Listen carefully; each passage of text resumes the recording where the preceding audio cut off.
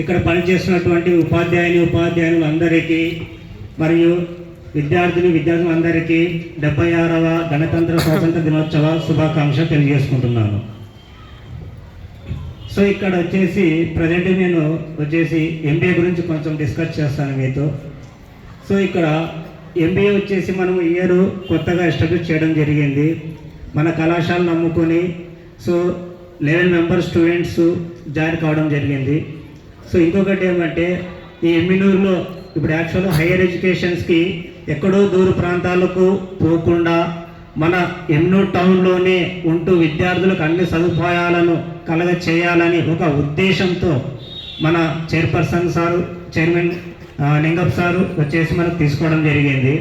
So ఇంకొకటి ఏమంటే ఈ ఎంబీఏలో చాలా చోట్ల మనకు మ్యాక్సిమం ఫైనాన్స్ మార్కెటింగ్ అనే కోర్సెస్ ఉంటాయి.